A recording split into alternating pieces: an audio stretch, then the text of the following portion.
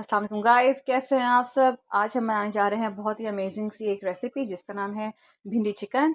इस रेसिपी को आप ज़रूर ट्राई करेगा, बहुत ही अमेजिंग रेसिपी है ये। तो आइए इस रेसिपी को बनाना शुरू करते हैं। इस रेसिपी को बनाने के लिए सबसे पहले हमने एक पैन ले लिया है, उसके अंदर 1 कप ऑयल ऐड कर लिया है। ऑयल गर्म होने पर हमने उसके अंदर एक मीडियम साइज़ का प्याज हमने काट कर डाल दिया है और इसको हमने इतना पका लेना है कि ये हल्का गोल्डन ब्राउन हो जाए। हाई फ्लेम के ऊपर हम इसको पकाएंगे। इस तरह से हमें इसकी कंडीशन चाहिए। अब हमने इसके अंदर हाफ़ केजी मेरे पास चिकन था, वो मैंने इसको ऐड कर दिया इसके अंदर और इसको इतना पका लेंगे कि चिकन का कलर चेंज हो जाए, ये वाइट की तरफ चला जाएगा, वाइटिश कलर की तरफ चला जाएगा।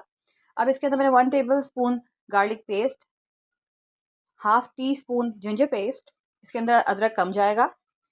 अब हमने इसको हाई फ्लेम के ऊपर पका लेना है। पहले इसको अच्छे से मिक्स कर लें और इसको पका लें ताकि चिकन का जो पानी है वो खुश्क हो जाए।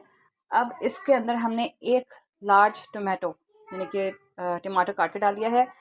1/4 टीस्पून टर्मेरिक पाउडर ऐड किया है, 1 teaspoon red chilli powder add किया है, 1 टीस्पून सॉल्ट ऐड किया है, आप हस्ब ज़ायका भी डाल सकते हैं।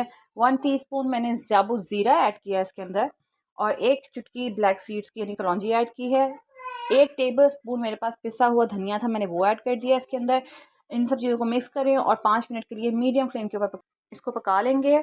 और हमने इतना पकाना है कि इसका ऑयल सेपरेट हो जाए। 1 कप पानी ऐड करके इसको 5 मिनट के लिए लो फ्लेम के ऊपर कवर करके हमने पका लेना है कि हमारा जो चिकन है वो भी टेंडर हो जाएगा इतनी देर में।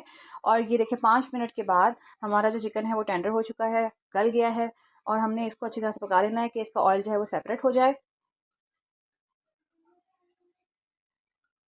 ये सारा काम हम लो फ्लेम के ऊपर कर रहे हैं।